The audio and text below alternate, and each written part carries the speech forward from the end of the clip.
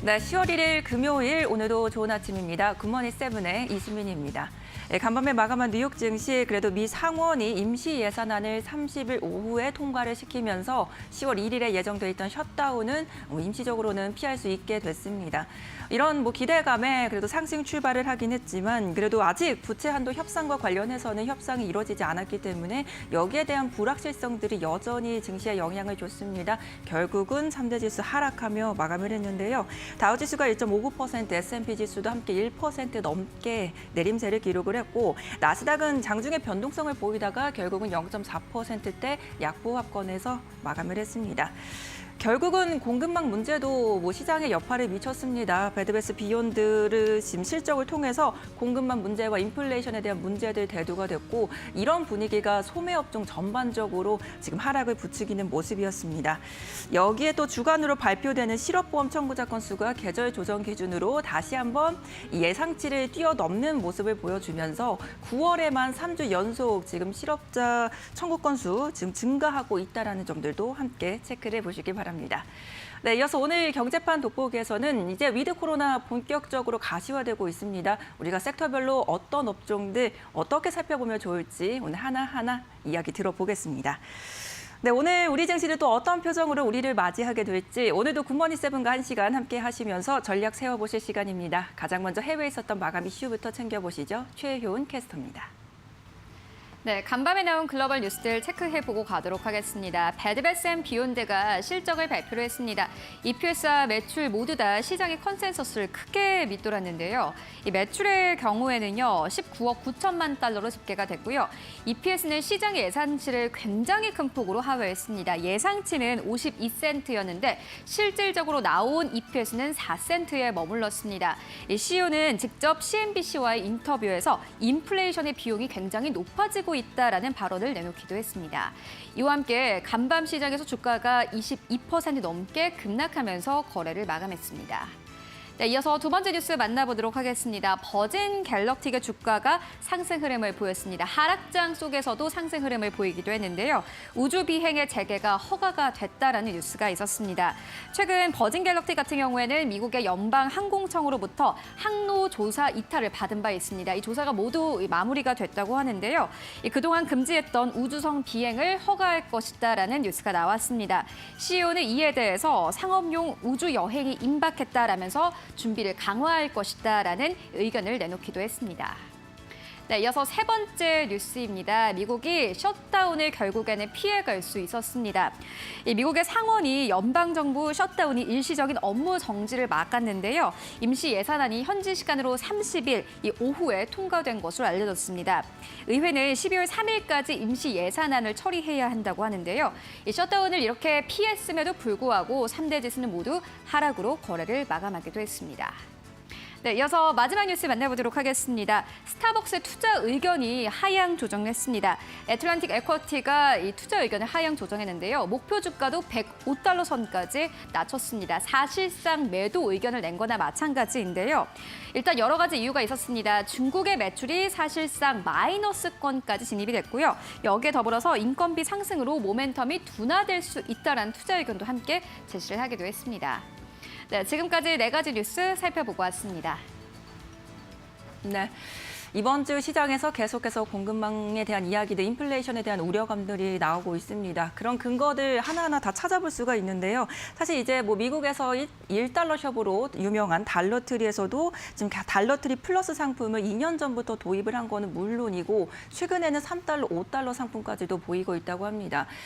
CEO가 이를 두고 지금 임금, 운송, 공급업체 비용 다 늘어나고 있다. 우리도 어쩔 수 없는 조치다라는 이야기들도 내놓고 있고요. 중국의 전력 난으로 결국은 광둥성 최대 공업단지 중에 하나죠. 전기료를 25%대까지 또 올릴 수도 있다라는 이야기가 나오고 있습니다. 결국은 그 전기료가 비용 정가가 되면서 글로벌 인플레이션으로 이어질 수 있다라는 점들도 함께 체크를 해보시기 바랍니다.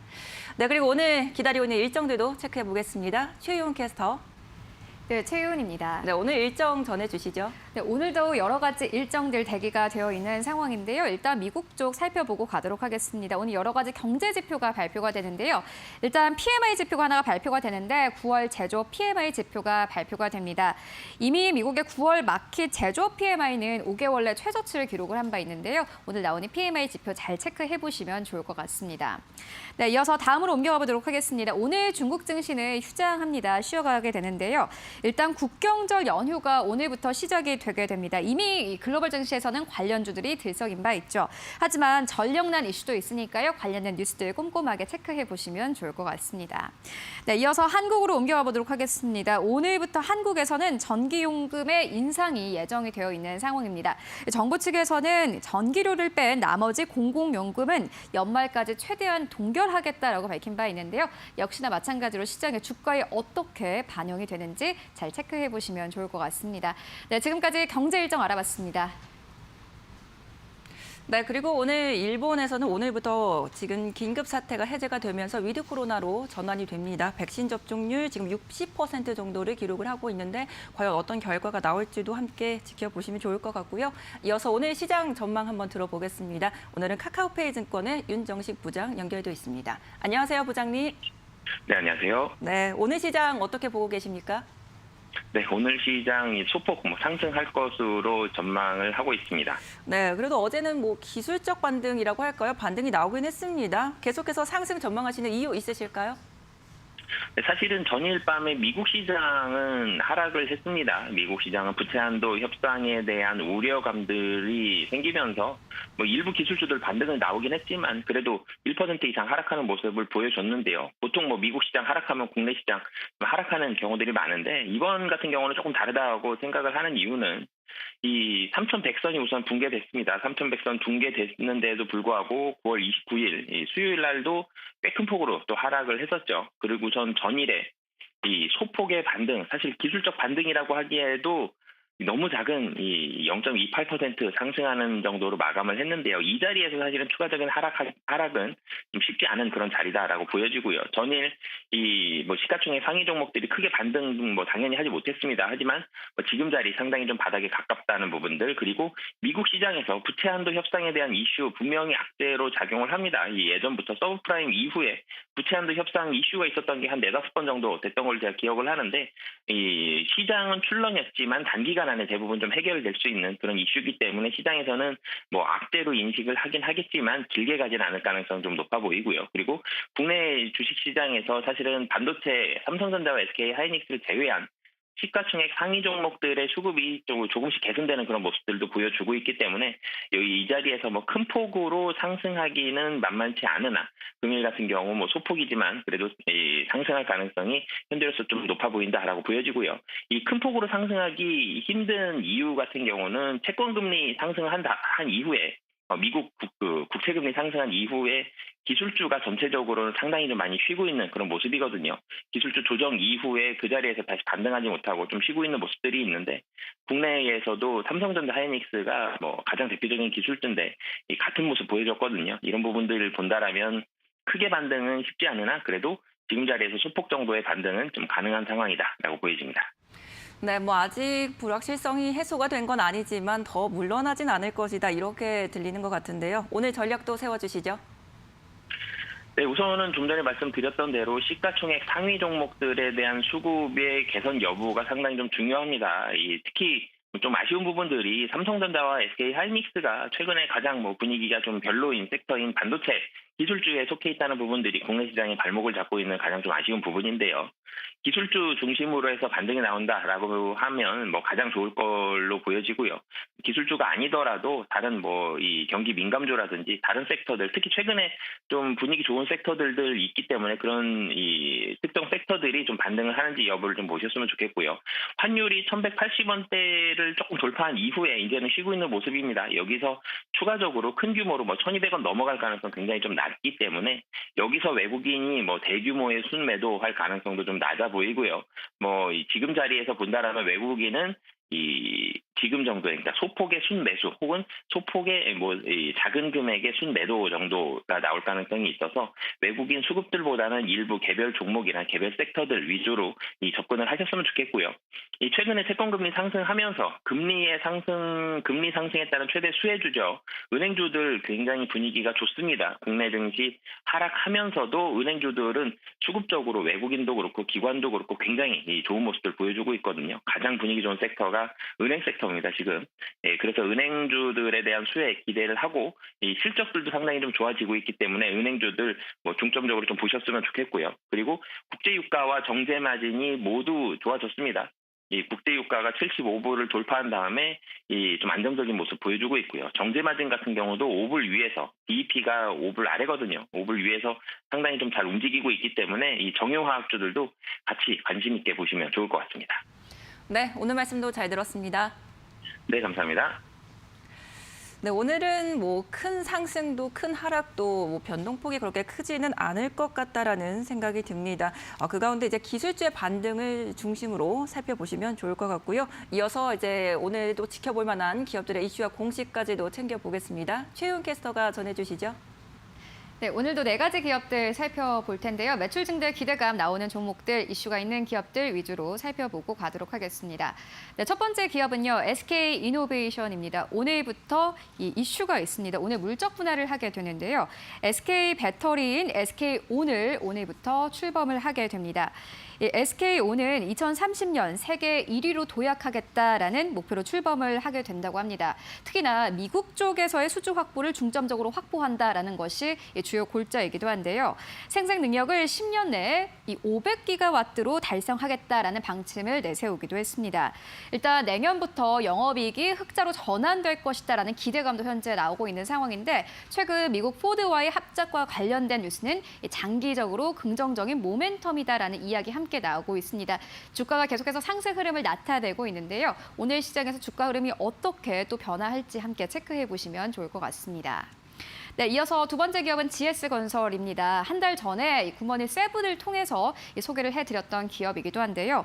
어제 새로운 뉴스가 있었습니다. 도시정비 수주액이 2조 7천억 원을 기록하면서 깜짝 1위를 달성을 하기도 했습니다. 현재 빅5의 경쟁이 굉장히 뜨거운 상황인데요. GS건설 같은 경우에는 역삼동의 재건축을 따내면서 역전을 한 것으로 보인다라는 증권사의 코멘트가 나왔습니다. 이 역삼동의 재건축의 규모가 무려 923억 원 규모라고 합니다. 일단 전체적으로 2조 클럽의 수주액에 거의 근접했다라는 이야기까지 함께 나오고 있습니다. 또 대여급 사업장도 줄줄이 대기되어 있다라는 것도 역시나 긍정적인 모멘텀인데요. 연말까지 GS건설 계속해서 따라가 보시면 좋을 것 같습니다. 네, 이어서 세 번째 기업 만나보도록 하겠습니다. 삼성전자입니다. 현재 이 평택의 마스터 플랜이 탄력을 받고 있습니다. 삼성전자 이재용 부회장의 경영 복귀와 맞물리면서 이 평택과 관련된 이슈가 다시 한번 긍정적인 모멘텀으로 현재 시장에서 받아들여지고 있는 분위기입니다. 이 평택의 공장은 축구장 25개 크기로 현재 추정이 되고 있는 상황이고요. 3라인으로 건설 중이다라는 이야기까지 함께 나왔습니다. 특히나 장기적으로는 3개 공장을 더 지을 것이다라는 이야기까지 함께 나오고 있는 상황인데요. 이 파운드리 1위를 쟁취하기 위한 발판도 현재 평택 캠퍼스에서 마련이 되고 있는 상황입니다. 현재 외국계 증권사에서는 이에 대해서 긍정적인 코멘트를 남기고 있는 상황이고요. 하지만 외국인들의 지분율이 좀 낮아졌다라는 것은 삼성전자의 악재로 현재 작용하고 있는 듯한 분위기입니다. 네, 이어서 마지막 기업 만나보도록 하겠습니다. 두산인데요. 두산은 수소전지 연구개발 전문 기업을 출범한다라는 소식과 함께 어제 시장에서 상승 흐름을 보이기도 했습니다. 2050년 이 글로벌 수소 경제 시장은 현재 약 3,000조 원으로 추정이 되고 있는 상황입니다. 그런데 두산이 활용할 수 있는 시장은 현재 1,104조 원에 이를 것으로 전망이 되고 있는데요. 당연히 기대감이 나올 수밖에 없는 상황입니다. 특히나 이 두산 같은 경우에는 2024년부터는 고체 연료 전지를 생산할 수 있는 새로운 생산 라인도 구축할 예정이다라고 밝히기도 했습니다. 또 두산중공업이 3D 프린팅과 관련된 사업을 본격화하는 것도 역시나 마찬가지로 두산에게는 굉장히 큰 호재입니다. 관련된 뉴스 그리고 주가 잘 따라가 보시면 좋을 것 같습니다. 네, 지금까지 4가지 기업 살펴보고 왔습니다. 네, 이렇게 굿모닝 뷰를 통해서 시장 전망과 다양한 이슈 체크까지 해봤습니다. 오늘은 어떤 종목을 살펴보면 좋을까요? 오늘은 2호석의 주력 종목입니다. 신한금융투자 서면 PWM 라운지 이호석 연구원 연결돼 있습니다. 안녕하세요. 네, 안녕하십니까. 이호성 연구원입니다. 네, 연구원님 오늘은 어떤 종목 살펴볼까요? 네, 오늘의 주력 종목은 하나투어, 하이브, 롯데관광개발, YG엔터입니다. 네, 어제 정부가 10월 중에 위드 코로나 실시할 수 있다라는 이야기 나오면서 정말 코앞으로 다가온 모습입니다. 자, 관련 종목 가운데 어떤 종목 설명해 주시겠습니까?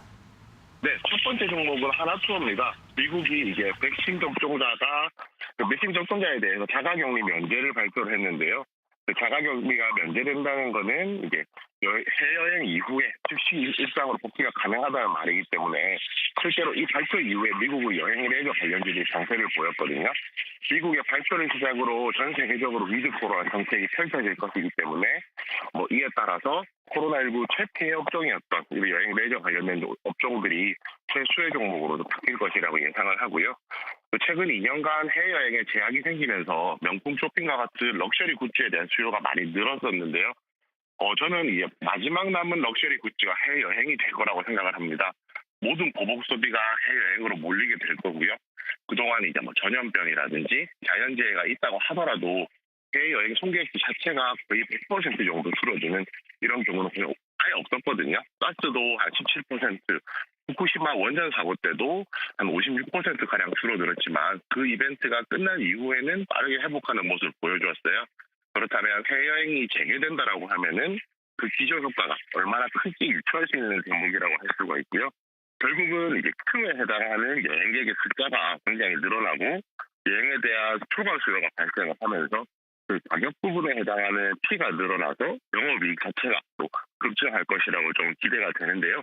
여기에 이제 영업이익의 감소 요인 중에 하나인 비용이 줄어든다면 금상첨화일 텐데 하나투어 같은 경우에는 지난 2년 동안 적자 사업이라든지 임직원 구조 조정을 통해서 연간 한 500억 원에 해당하는 이제 비용을 지금 절감한 것으로 알려져 있거든요. 그 향후에 이제 역대급 보복 수요가 이제 2년에서 3년 정도 이어진다라고 생각을 한다면 해외여행이라는 것이 이제 언제 재개될지 모른다는 것이지 결국은 이제 하나투어라는 종목에 대해서는 시간의 문제이지 주가의 방향성만큼은 굉장히 명확한 종목이라고 그렇게 말씀드릴 수 있습니다. 네, 두 번째 종목은 롯데관광개발인데요. 글로벌 카지노의 이제 바로미터는 마카오입니다.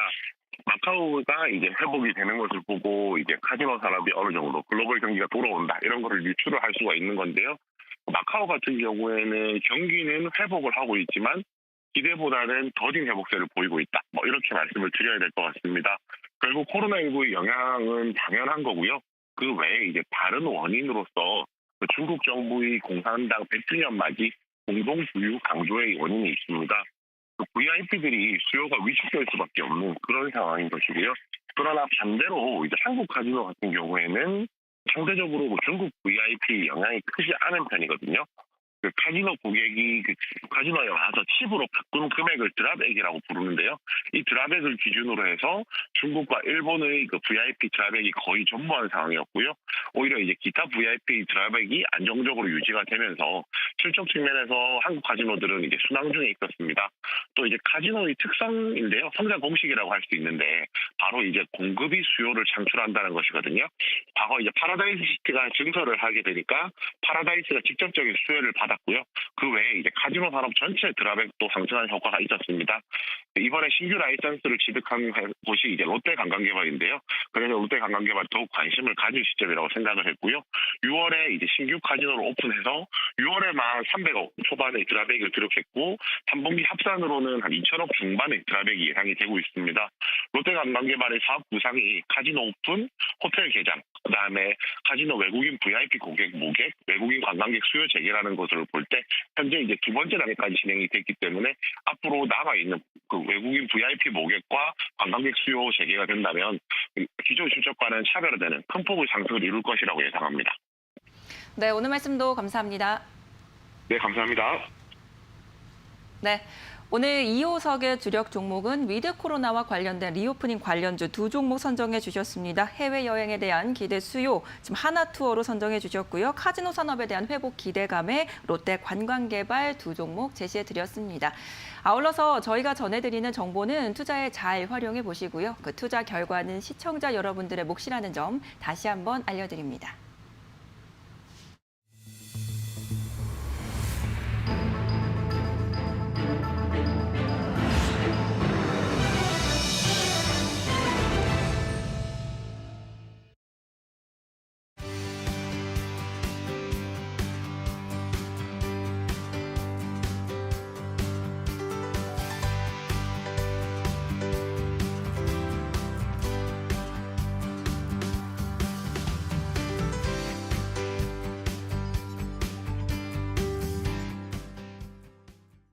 네, 경제판 돋보기 시간입니다.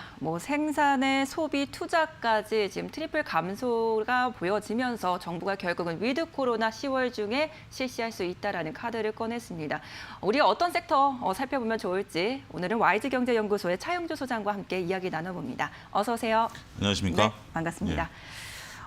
지금 위드 코로나 저희가 대비는 하고 있긴 했지만 이제 또 정확하게 또 시점이 나왔으니까 저희가 섹터별로 어떤 공략을 하면 좋을지 지금 차영주 소장님과 함께 이야기를 나눠보려고 하는데요. 그 전에 사실 미리 위드 코로나로 전환을 한 국가들이 이미 있죠. 예, 그렇습니다. 가장 먼저 실시한 곳은 이제 영국이라든지 싱가포르에 먼저 실시를 했고, 뒤이어서 이제 북유럽의 이제 노르웨이, 덴마크, 스웨덴 등이 현재 지금 그 규제를 풀고 일상 회복에 좀 들어가 있는 그런 상황들이다라고 말씀드릴 수가 있겠습니다. 북유럽 중심으로 해서 위드 코로나가 이제 코로나와 같이 상생하는 그런 부분들이 됐다라고 좀 말씀드릴 수가 있겠는데, 이들 국가의 공통점은 코로나19 백신 접종률이 1차 기준으로 했을 때 최소 70%가 넘었다. 네. 일부 국가는 80%가 넘어선 상황에서 일단은 어느 정도 그 방역에 대한 어떤 조금 안전성이랄까요? 이런 것들이 답보된 그러한 나라들이다라고 말씀드릴 수가 있겠습니다. 전반적으로 봤을 때 일단 위드 코로나라는 게 우리가 이제 코로나로 인한 봉쇄령이 이제 그동안 이제 내려졌던 상황들 아니겠습니까? 지금 각국 정부들이 다 대부분의 국가들이 봉쇄령이 내려져 있는 그런 상황인데 이렇게 해서는 지금 경제가 도저히 안 되죠. 지금 우리 자영업자분들 더할 나위 없이 지금 어려움을 겪고 있는 상황이고, 이런 분들을 코로나 때문에 방역을 이제 동참하시라고 해서 지금 2년 정도가 지나고 있는데 언제까지 이분들에게 진짜 참으라라고 얘기할 수 있는 부분들도 아니고, 우리도 이제 일상이라는 걸 좀 복귀해야 되는 부분들 아니겠습니까? 그러다 보니까 위드 코로나를 선언하는 그런 국가들이 서서히 늘어나고 있고, 우리도 이제 이것을 검토하고 있다, 이렇게 좀 말씀드릴 수가 있겠죠. 이제 문제는 현재 지금 이런 것과 관련해서 그 일본도 현재 지금 다음 달부터 긴급 중점 해제, 오늘이죠? 오늘부터 이런 부분들을 이제 해제하겠다, 이런 부분들까지 나오고 있는 상황이기 때문에 글로벌 각국들이 여기에 동참하고 있다, 이렇게 좀 말씀드릴 수가 있겠습니다. 네. 그러면 이미 시행을 하고 있는 국가들이 있었기 때문에 그 국가들을 통해서 어떤 업종에 어떻게 영향을 미쳤는지도 저희가 미리 살펴볼 수 있지 않을까요? 소비 섹터들이 아무래도 폭발적인 인기를 끌었다라고 말씀드릴 수가 있겠습니다. 영국이라든지 싱가포르 사진을 보면 코로나 상황에서도 물론 마스크를 쓰고 있습니다만 진짜 길거리에 앉아서 커피 한 잔 마시는 정말 그림 같은 모습들. 꿈 같은 일이네요. 이제. 그런 모습들 현재 나타나고 있다라고 좀 말씀드릴 수가 있겠죠. 억눌렸던 소비들이 폭발하고 있고, 우리도 이제 코로나 위드 코로나가 되면 정말 친구분들도 만날 수 있고, 이렇게 커피숍에 그렇죠. 앉아서 수다도 좀 떨 수 있고, 물론 마스크와 이제 여러 가지 방역 지침을 따르긴 해야 되겠습니다만, 그런 것들이 이루어진다라고 말씀드릴 수가 있겠습니다. 근데 안타까운 점은 그런 것 중에 현재 지금 코로나 백신을 여권을 도입하겠다. 코로나 백신 여권을 도입하겠다라는 게 영국서부터 이제 얘기가 나왔습니다. 이제 이제 저도 이제 2차 접종까지 다 끝났고 2주도 지났거든요. 네. 그러면 이제 여권에 표시를 해서 이제 글로벌 각국에 이제 통용이 되는 부분들이 있습니다만, 아직까지 이제 백신의 종류의 다양성, 그다음에 백신 접종자들에 대한 돌파 감염에 대한 위험성, 이런 것들 때문에 백신 여권 도입은 조금 현재 무산이 돼 있는 상황이다. 따라서 그런 관련 기업들에 대해서는 과도한 기대를 하기에는 현재로서는 쉽지 않은 상황이다, 이렇게 또 말씀드릴 수가 있겠습니다. 그럼 우리가 가장 쉽게 생각해 볼 수 있는 게 결국은 소비 관련주들이 가장 그렇죠. 먼저 반응을 하지 않을까? 뭐 백화점이나 편의점 네. 이쪽 어떻게 보고 계십니까? 뭐 긍정적이다라고 말씀드릴 네. 수가 있겠습니다. 지금 뭐 코로나 상황에서도 현재 우리나라에서도 물론 이제 신설 점포 기준으로 하겠습니다만 백화점에서도 많은 분들이 지금 나와 있다라고 말씀드릴 수가 있겠고 뭐 집에 있는 뭐 제 아내나 어머님이 그런 말씀을 하세요. 이게 누구를 만나러 가야 옷이라도 사지. 그렇죠. 누구를 만나러 가지도 않는데 왜 그러니까 옷을 살 기회가 없었다. 그러니까 네. 지나고 나서 하시는 말씀입니다. 굳이 그것을 옷을 사야 되냐 안 사야 우리 생각을 지나고 나니까 내가 옷 한 벌 안 샀네. 뭐 이런 이렇게 여성분들은 뭐 계절적으로 이제 그런 게 있는데 아무래도 친구분 만나고 이제 모임에 이제 나가다 보면 뭐 그런 소비들이 이제 나타나기 시작하겠죠. 네. 따라서 백화점이라든지 뭐 이런 쪽들에 대해서는 우리가 관심을 좀 가져도 이제는 좀 되지 않겠는가. 그리고 이제는 뭐 그러니까 이제 소비도 양극화, 소득도 양극화돼 있는 부분들 아니겠습니까? 지금 이제 어려우신 분들은 뭐 더할 나위 없이 어렵지만 그래도 뭐 소비를 안 하셨던 분들 입장에서 본다라면 조금 뭐 이런 쪽에 관심을 좀 가져도 된다라고 말씀드릴 수가 있겠고 우리가 이제 그것의 연결선상에서 중간에 지금 현재 재난지원금이 있지 않습니까? 그러니까 이제 재난지원금을 이제 물론 추석 연휴 때 대부분 다 사용을 하셨겠습니다만 추석 아직까지 사용 안 하신 분들은 소비를 조금 일으키고 그러한 소비가 위드 코로나랑 관련해서 연결되게 하기 위해서 현재 지금 정부도 그 계획을 좀 세운 게 아니겠는가 그렇게 좀 말씀드릴 수가 있겠습니다. 네. 근데 그 위드 코로나 이야기 나왔을 때 그 화장품 관련된 종목들 이제 마스크 예. 벗으면 화장품 소비 늘어날 것이다라는 기대감이 한 차례 있었는데 네. 사실 주가로는 크게 영향을 받지 못하는 모습이었거든요. 우리가 여기서 이제 그 기억을 보셔야 될 게 마스크를 벗는 건 아닙니다. 그렇죠. 마스크는 이제 거의 평생 써야 될 것 같아요. 마스크는 좋죠. 화장 안 하시니까. 네.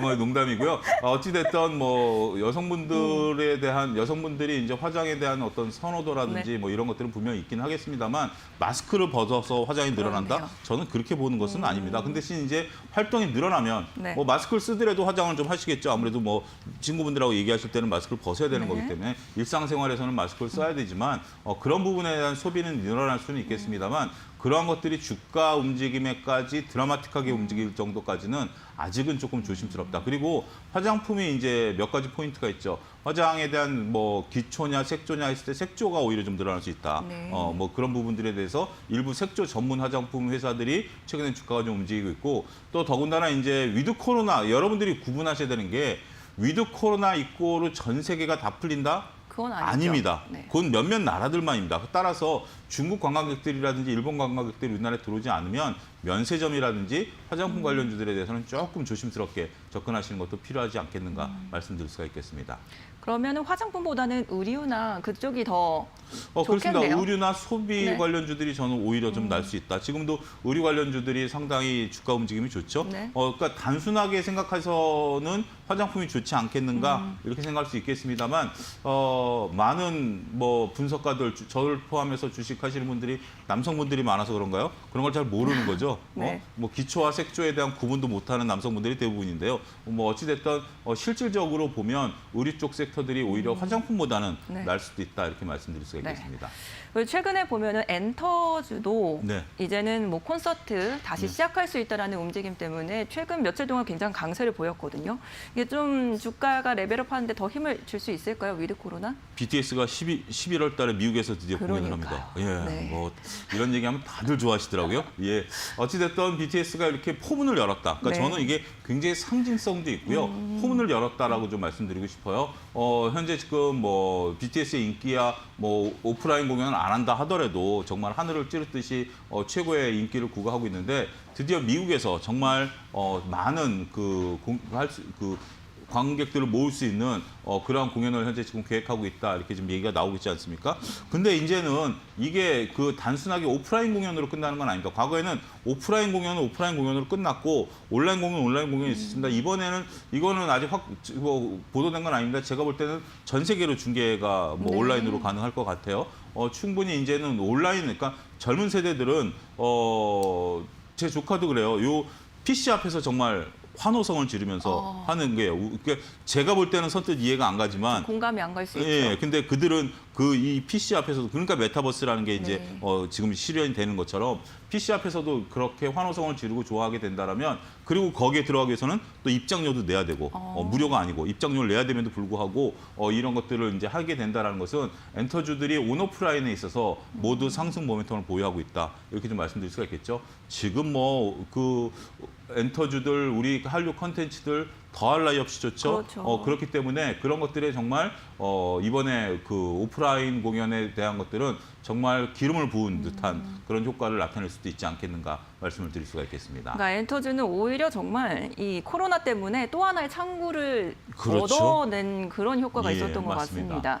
네, 말씀처럼 저희가 위드 코로나를 한다고 해서 당장 여행을 가고 세계가 풀리는 건 아니지만 그렇죠. 지금 뭐 항공주는 굉장히 빠르게 움직임이 네. 보이고 있었어요. 앞으로 더 봐도 괜찮습니까? 이제는 조금 좀 조심스럽다. 저도 이제 긍정적으로 말씀드렸는데 최근 주가 움직임이 너무 가파르게 움직여서 우리가 이제 뭐 대한항공이라든지 이런 것들은 이제 국제선에 대한 부분들 지금 여행을 추석 연휴 때 네. 괌에 600여 팀이 다녀왔답니다. 벌써 추석 부럽네요. 그러니까 그리고 현재 2,000팀이 기다리고 있고요. 네. 사이판은 이제 마감이 됐고요. 11월부터는 하와이가 열립니다. 하와이 여행 갔다 오실 수 있어요. 백신을 맞으셨다라면. 네. 근데 시간이 안 되시죠? 아, 그렇죠. 저는 지켜야죠, 이 자리를. 예, 뭐 농담이고요. 그러니까 이제 가시려고만 들면, 그러니까 정말 뭐 내가 무리해서라도 가겠다 그러면 충분히 갔다 올 수 있는 네. 부분들이에요. 근데 이제 그런 것들이 아직까지는 조심스럽다라고 말씀드릴 수가 있겠죠. 그래서 항공이라든지 카지노, 여행주들 네. 이런 것들 저도 높은 기대감을 갖고 이데일리 방송에서 수차례 말씀을 좀 드린 바가 있는데 이미 주가가 어느 정도 올라 있다. 이제 이런 부분들은 슬슬 이제 위드 코로나라든지 뭐 일본도 위드 코로나를 선언하고 뭐 일본이 위드 코로나 선언한다고 해서 당장 지금 심정적으로는 일본을 가고 싶지만 네. 현실적으로 일본을 간다? 어렵죠. 쉽지가 않죠. 네. 겁이 좀 나죠. 저도 그렇습니다. 그렇기 때문에 그렇게 된다라면 너무 여행주라든지 이런 쪽들에 대해서는 제한적인 반등이 나타날 가능성이 높지 않겠는가 말씀드릴 수가 있겠습니다. 네. 위드 코로나와 관련을 해서 사실은 뭐 새로 나온 개념이 아니기 때문에 이미 선반영된 종목들도 있을 거고 그 섹터의 종목 가리기가 필요할 것 같습니다. 이제 김나은 캐스터가 그 관련해서 어떤 종목들을 더 선별해서 왔을지 살펴보겠습니다. 김나은 캐스터입니다. 경제판 돋보기 시간입니다. 정부가 오는 11월 위드 코로나로의 전환을 검토하고 있습니다. 이미 관련주들은 위드 코로나에 대한 기대감으로 주가가 오르다가 요즘 여러 가지 악재들로 주가는 뒷걸음질 치고 있는데요. 오늘은 그 관련주들을 만나보겠습니다. 먼저 CJ입니다. 주요 상장 자회사와 비상장 자회사 모두 실적이 호조를 보이고 있습니다. 먼저 CJ제일제당은 가공 부문과 바이오 부문의 성장으로 영업이익이 늘어나고 있고요. CJ E&M 역시 광고 부문 고성장에 힘입어서 이번 3분기에도 높은 영업이익을 달성할 것으로 보입니다. 또한 핵심 비상장 자회사인 올리브영 또한 사회적 거리두기 영향으로 오프라인 매출 부진을 온라인 부문이 상쇄하면서 고성장을 이어나가고 있는데요. 자, 그럼에도 불구하고 올리브영은 여전히 오프라인 매출이 80%에 달하는 만큼 위드 코로나 수혜를 받아갈 것으로 전망되고 있습니다. 자, 그리고 이번 코로나 사태로 CJCGV 적자폭이 굉장히 컸는데 계속해서 적자폭을 줄이고 있는 가운데 위드 코로나 방역 정책이 전환된다면 빠른 턴어라운드가 기대됩니다. 다음 종목 보시죠. 이번에는 비트컴퓨터입니다. 회사는 의료정보 사업과 디지털 헬스케어 사업 등을 영위하고 있습니다. 병원, 의원과 약국 데이터 솔루션 등 의료 ICT에 특화되어 있는 회사인데요. 의료인 간 원격 진료 시스템 구축과 900개 넘는 기관의 원격 의료 구축 실적을 보유하고 있습니다. 30년 이상 관련 데이터를 축적해온 만큼 시장 경쟁력도 뛰어난데요. 의료정보 솔루션이 병원급에서는 시장 점유율 1위고요. 의원급에서는 2위를 차지하고 있습니다. 회사는 지난 2000년부터 원격 의료와 원격 진료 등 비대면 의료 서비스와 관련해서 연구개발과 투자를 지속해온 만큼 대표적인 원격 의료 수혜주로 꼽히는데요. 코로나 사태 이후 원격 진료 필요성이 대두되는 가운데 원격 진료가 이뤄지려면 병원들 간 데이터가 쉽게 공유돼야 한다는 점에서 이 회사의 시스템은 앞으로 더 부각받을 것으로 전망됩니다. 다음 종목입니다. 이번에는 롯데관광개발입니다. 회사는 지난 6월에 드림타워 카지노를 오픈했는데요. 코로나 사태에도 여름 성수기를 맞아서 국내에 거주한 외국인들의 방문이 늘어났고요. 호텔의 경우에는 여름 성수기를 맞아서 평균 객실 단가가 소폭 상승했는데 객실 점유율은 오히려 2분기 70%에서 3분기 72%로 소폭 늘어났습니다. 이 소폭인 이유는 제주도의 사회적 거리두기 4단계 실시 때문인데요. 때문에 위드 코로나로 방역 체계가 전환된다면 앞으로 판매 객실은 더 늘어날 것으로 보입니다. 특히나 이 그랜드 하얏트 제주는 다양한 마이스 시설을 보유하고 있는 만큼 각종 기업들의 행사가 늘어나게 되는 데 따른 수혜가 기대되고 있습니다. 그리고 지난 9월에 5차 재난지원금이 지급되고 델타 변이 확산으로 이연된 휴가 수요가 연말까지 이어진다면 4분기 영업이익 흑자로 전환할 것으로 전망됩니다. 자, 여기까지 오늘은 위드 코로나 수혜주를 확인하셨습니다. 네, 관련 종목들 살펴보고 왔습니다. 저희가 그 가운데 또 하나 주목을 해보고 싶은 게 이제는 뭐 경증 환자에 대해서는 재택 치료를 한다 이런 이야기들도 나오고 있고요. 뭐 이전부터 뭐 홈트에 대한 이야기들은 쭉 나오고 있었고 그렇죠. 이런 헬스케어 관련주 내에서 우리가 어떤 종목을 살펴보면 좋을지도 궁금합니다. 저를 딱 보시면 네. 떠오르는 종목이 하나 있지 않습니까? 뭐죠? 확진자들이 이제 필요한 인바디를 네. 좀 말씀드리도록 네. 하겠습니다. 인바디 같은 경우 이제 우리가 이제 뭐 헬스클럽이라든지 아니면 건강검진센터 가면 여러분들의 체지방이라든지 이런 것들을 이제 검진하는 부분들이 있는데 가정용 인바디가 있습니다. 네. 그러니까 이제 아무래도 홈트 하시는 분들 중에서 일부는 가정용 인바디를 이제 들여놓고 이런 것들에 대해서 지금 수요가 지금 뭐 굉장히 폭발적으로 늘어나고 있다라고 그래요. 더군다나 우리나라뿐만이 아니라 미국에서도 가정용 인바디가 이렇게 그 각광을 좀 받고 있다 이렇게 좀 말씀드릴 수가 있겠습니다.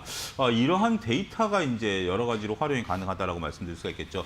지금 정부가 가정에서 이제 경증 환자를 치료하다 보니까 원격 진료 얘기를 또 서서히 고개가 들고 있어요. 뭐 그렇게 된다라면 이런 것들에 연결된 부분들을 활용할 수도 있는 부분들도 있다라고 좀 말씀드릴 수가 있겠습니다. 물론 직접적인 수혜주가 무엇이냐 찾기에는 뭐 그렇게 쉽지는 않습니다. 물론 비트컴퓨터라든지 뭐 이런 것들이 원격 진료와 관련된 부분들에 있어서 수혜주가 될 수는 있겠습니다만 우리가 뭐 인바디라든지 지금 최근에 의료 기기 업체들이 전반적으로 좀 좋아요.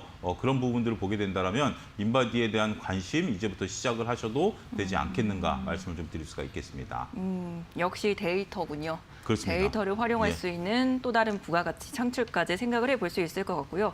저희가 정말 많은 섹터를 빠른 시간 안에 네. 쭉 훑어봤는데 소장님이 가장 관심 있게 보는 위드 코로나 관련주는 어떤 종목입니까? 저는 엔터주를 좀 보고 있고요. 네. 예, 엔터주를 좀 보고 있고 SM을 좀 보고 있습니다. SM 같은 경우 이제 오프라인 공연에 대한 이제 기대감, 다양한 현재 가수들을 이제 보유하고 있죠. 이런 부분들이 이제 앞으로 각광을 받지 않겠는가라고 말씀을 드릴 수가 있겠고, BTS가 이제 열어놓은 다양한 그 온오프라인에 대한 공연을 시도할 것으로 현재 예상이 되고 있습니다. BTS가 팬미팅을 하는데 온라인으로 했어요. 네. 근데 팬미팅 비용이 49,000원이었습니다. 그런데도 전 세계에서 그러니까 49,000원이란 돈이 우리나라 청소년들 입장에서도 용돈을 모아야 되는 그렇죠. 거지만 네. 저소득층 국가에서는 49,000원이란 돈이 어마어마한 금액이거든요. 뭐 그럼에도 불구하고 전 세계에서 정말 팬들이 몰려들었다 이렇게 좀 말씀드릴 수가 있겠죠. 이러한 공연 형태로 인해서 비용은 줄을 수익은 늘어나는 그런 효과를 나타낼 수 있다라고 좀 말씀드릴 수가 있겠습니다.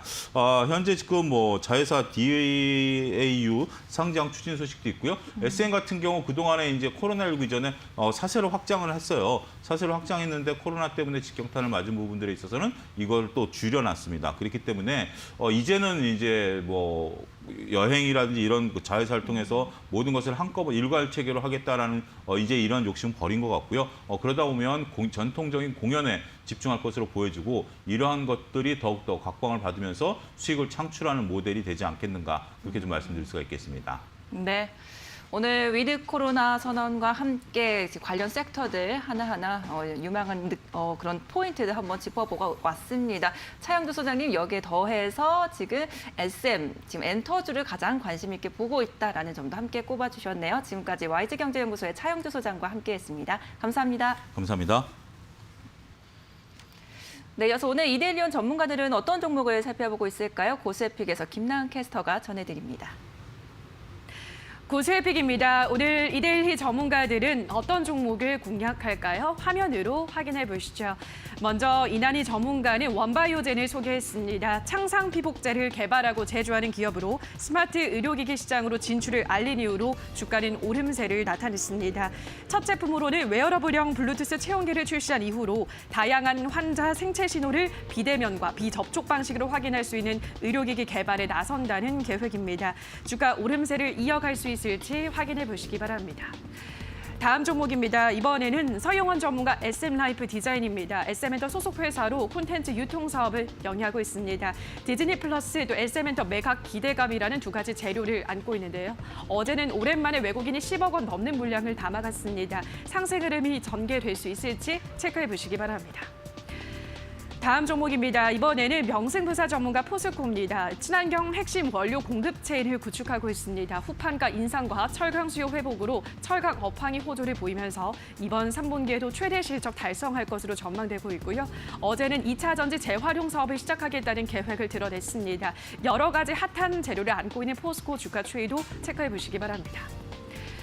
다음 종목입니다. 이번에는 급등매매 전문가 에코캡입니다. 요즘 우리 시장에서 리비안 관련 테마주들이 연일 강한 흐름을 연출하고 있습니다. 이 종목은 리비안의 국내 유일 특허 부품인 와이어링 하네스를 공급하면서 이 현상을 기록했습니다. 어제도 관심주로 제시를 했고 상한가를 쓴 건데요. 추가 급등 기대 가능하다는 분석입니다.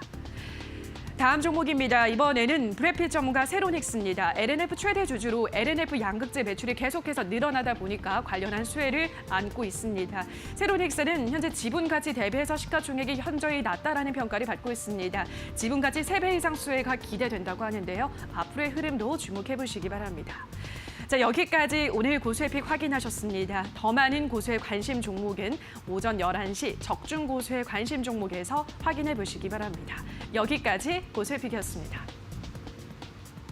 네, 이제 굿모닝 세븐의 마지막 코너입니다. 시초가의 이종목 시간인데요. 오늘 하루는 루크투자연구소 임순재 대표와 함께합니다. 어서 오세요, 대표님. 네, 안녕하십니까? 네, 반갑습니다. 저희가 오늘 하루 또 특별히 이렇게 모셨는데 오늘 잘 부탁드립니다. 네, 잘 부탁드립니다. 네, 오늘 저희가 이제 시초가에 공략할 종목을 선정하는 네, 그런 네. 코너예요. 어떤 섹터를 먼저 선정을 하셨는지 섹터부터 이야기 한번 들어볼까요? 네, 섹터는 오늘 금융주를 네. 했습니다. 뭐 최근 들어 뭐 금융주 같은 경우 이제 많이 좀 얘기 좀 흐름이 좋죠. 되고 있죠. 그리고 뭐 최근 이제 증시가 좀 움직이고 있는데 덜 빠지고 있다라는 측면도 분명히 있고요. 이렇게 이제 제가 금융주를 했던 게 최근에 이제 금리 인상에 대한 이슈가 계속 불거졌다라고 보시면 될 것 같습니다. 뭐 국내뿐만 아니라 이제 미국 같은 경우도 뭐 계속 이제 금리 인상의 뭐 테이퍼링과 그다음에 내년도 금리 인상에 대한 이제 이슈몰이를 하고 있지 않을까라는 생각이 들고 있고요. 뭐 이렇게 이제 금리가 많이 얘기되는 게 이제 코로나 극복을 위해서 이제 각국이 금융 완화 정책을 상당히 많이 수행을 했다라고 보시면 될 것 같습니다. 국내뿐만 아니라 뭐 해외 같은 거, 미국 같은 경우도 어마어마하게 풀었고요. 그다음에 유럽도 이제 많이 풀었기 때문에 이렇게 이제 많이 돈이 이제 풀리다 보니까 시중의 유동성이 상당히 이제 많이 풀렸다라고 보시면 될 것 같고요. 물가 상승뿐만 아니라 그러니까 자산 가격에도 상당한 영향을 미치고 있다라고 보시면 될 것 같습니다. 특히 이제 물가 부분에 특히 영향을 좀 많이 미치고 있는데요. 뭐 국내 물가 같은 경우도 뭐 계속 지금 뭐 상승세를 기록하고 있는데 8월 기준으로 뭐 2.6% 상승을 했고요. 그다음에 뭐 미국 같은 경우도 5.3%, 그다음에 영국도 3.2%, EU도 3.0%가 이제 올랐습니다. 각국들이 이제 보통 물가 수준을 한 2%를 이내로 지금 묶고자 하고 있는데 그거에 비해서 이제 상당히 좀 높은 수준이다라고 보시면 될 것 같고요. 이 와중에 또 이제 경제 재개 관련된 이슈들이 또 있습니다. 그러니까 경제 재개들을 뭐 하게 되는 그런 상황에서 이런 높은 물가는 추가적인 물가로 물가 상승으로 이어지지 않을까라는 그런 또 우려감들이 있고요. 이렇게 이제 경제 재개를 하면서 수요가 이제 빨리 증가를 하는데 공급은 최근에 이제 못 미치고 있는 그런 상황이다라고 보시면 될 것 같습니다. 원자재 공급과 수급이 상당히 좀 불일치한다라는 것 때문에 원자재 가격이 좀 상승을 이어가고 있고요. 특히 뭐 원자재뿐만 아니라 곡물 같은 경우, 특히 에너지 가격들이 요즘 최근에 좀 많이 올랐다라고 보시면 될 것 같습니다. 특히 뭐 에너지 같은 경우 연초 대비 한 원유 같은 경우 40% 정도 올랐고요. 그다음에 천연가스도 3배 정도 올랐습니다. 그렇기 때문에 이렇게 이제 그 에너지 관련된 가격이 이제 많이 올라간다라고 하게 되면 관련돼서 물가도 더 불안해진 요소가 이제 있지 않을까라는 생각이 드니까요. 그런 점은 감안해 주시면 좋을 것 같고요. 그러다 보니까 이제 각 중앙은행 같은 경우도 이런 이제 물가 안정이 어떻게 보면 중앙은행의 가장 큰 뭐 목표 중에 하나거든요. 네. 그러다 보면 일단 물가 안정을 위해서는 금리 인상은 좀 불가피하지 않을까라는 생각을 해보고 있습니다. 국내 같은 경우도 지금 이제 10월, 그러니까 8월 달에 한번 금리를 한번 올렸었는데요. 아마 10월에도 지금 추가적으로 금리를 인상할 걸로 그렇게 얘기들이 많이 나오고 있고요. 만약 10월에 못 올린다 그러면 11월에 아마 올라가지 않을까라는 생각을 해보고 있습니다. 그러다 보면 이제 금융주 중에서 이제 조금 이제 금리 인상하고 관련된다라고 보시는 게 어떤 금융 지주와 아마 보험회사 아닌가라는 생각을 하고 있고요. 그 중에서 아마 금융 지주 쪽으로 좀 더 관심을 가지실 필요는 있지 않을까라는 생각을 해봅니다. 네. 아무래도 이제 금리 인상 시기가 겹쳐져 있는 부분도 있고요. 요즘같이 또 시장이 또 어지러울 때는 배당 쪽에 눈길을 돌려서 오히려 이런 금융주나 은행 관련주들의 눈길을 돌리시는 분들도 계시는 것 같습니다. 자, 그렇다면 금융주 가운데 어떤 종목을 탑픽으로 딱 꼽아오셨을지 궁금합니다. 네, 오늘 꼽아온 건 DGB 금융지주입니다. 네. 뭐 일단 DGB 하면 조금 생소하실 수도 있는데 대구 경북 지역 분들은 아마 네. 익숙하실 거고요. 과거에 이제 대구은행이 이제 금융지주로 이제 바뀐 회사다라고 보시면 될 것 같습니다. 총 뭐 그 은행은 대구은행이 있고요. 그다음에 증권으로는 하이투자증권, 그다음에 DGB 생명, DGB 캐피탈 이렇게 해서 총 이제 9개의 이제 자회사를 이제 보유하고 있는 그런 회사다라고 보시면 될 것 같고요.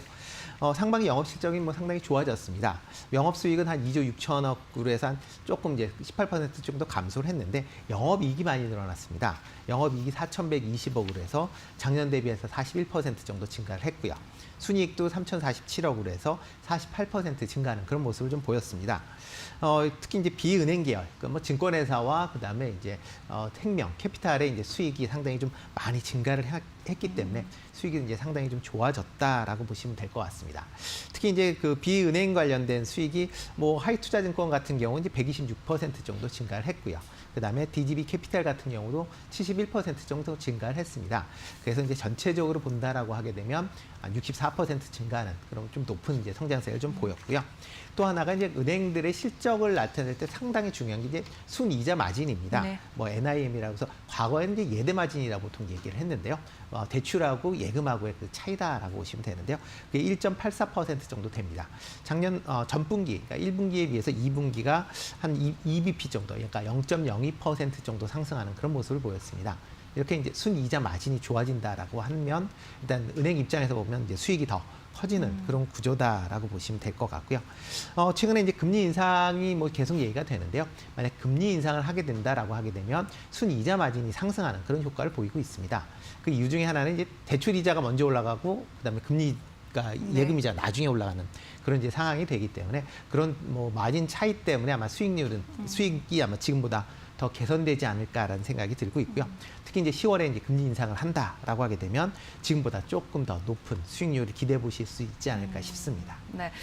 그런데 그 대출 규제 그 이자는 올릴 수 있겠지만 네네. 또 폭은 제한을 하지 않았습니까? 네네. 그런 것들은 좀 영향이 없을까요? 물론 이제 좀 영향은 있습니다. 네. 근데 대출 규모 자체가 이제 많이 못 늘어나는 게 이제 영향을 받겠지만 기존에 이제 늘어난 부분은 있다라고 보시면 될 것 같고요. 그리고 또 이제 그 늘어나는 부분에 대해서도 이자가 이제 예대 마진이 올라가면 뭐 올라갈 수밖에 없으니까 그 이유 중에 하나는 그 대부분 이제 최근에 그 대출을 받으실 때 네. 고정금리보다는 그 변동금리들을 많이 하시거든요. 그러니까 변동금리 같은 경우 이제 3개월에 한 번씩 이자율을 조정하는 그런 상황이기 때문에 금리가 올라간다라고 하게 되면 3개월 정도 후에는 아마 이자가 조정이 되니까 뭐 은행 입장에서 보면 뭐 다소 조금 늦는 그런 수익률이 반영이 되긴 하겠지만 그런 식으로 이제 이자가 늘어나면서 수익이 개선되지 않을까 싶습니다. 네, 좋습니다. 자, 그렇다면 오늘 가격 전략, 목표가, 손절가 어떻게 선정하셨는지도 이제 부탁드립니다. 네, 뭐 최근 들어 이제 그 은행주들이 뭐 전체적으로 조금 올랐습니다. DGB 금융지주 같은 경우도 최근에 조금 네. 이제 올라가는 그렇죠. 금리 인상 관련된 이슈가 있으면서 올라가는 모습을 보였고요. 그래서 지금 한 9,990원에 이제 전일 끝났습니다. 일단 뭐 9,000원대 지금 정도 가격대에서 뭐 10,000원 이하에서 뭐 충분히 매수를 하실 수 있다라고 생각이 되고 있고요. 목표 가격은 뭐 지금 차트는 안 나와 있지만 이제 주간 단위, 그러니까 월 단위로 한다라고 하게 되면 2017년 정도에 이제 12,000원, 13,000원대에 이제 있었습니다. 그러니까 그 가격대까지는 뭐 충분히 상승이 가능하지 않을까라는 생각을 해보고 있고요. 뭐 그렇기 때문에 그 정도까지는 뭐 갖고 가시면 좋지 않을까 싶습니다. 그리고 이제 손절 가격은 일단 지금 박스권 내에서 지금 한 7,500원 정도 지금 빠지는 상황이 된다라고 하게 되면 8,000원 정도 8,800원이네요. 8,800원 이하로 하락을 한다라고 하게 되면 그 시점에서는 손절을 하시는 게 어떨까 싶습니다. 네. 오늘 시초가에 공략할 종목은 DGB 금융지주였습니다. 뭐 최근에 은행주들의 흐름이 굉장히 좋으면서 이 종목도 몇 번의 이제 급등세가 나오기는 했지만 현재 구간에서도 진입 가능하다라는 의견 주셨는데요. 목표가 12,000원, 손절가 8,800원 제시해 드리겠습니다. 오늘 말씀 잘 들었습니다. 네, 고맙습니다.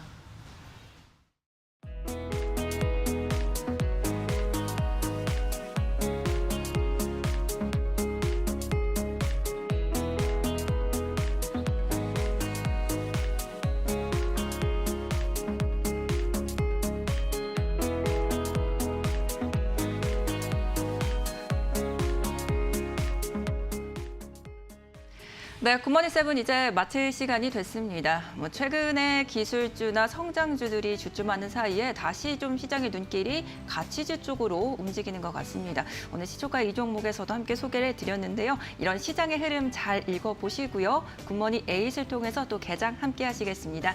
저희는 또 주말에 잘 쉬고 다음 주 월요일에 다시 찾아뵙겠습니다. 함께해 주신 여러분 고맙습니다.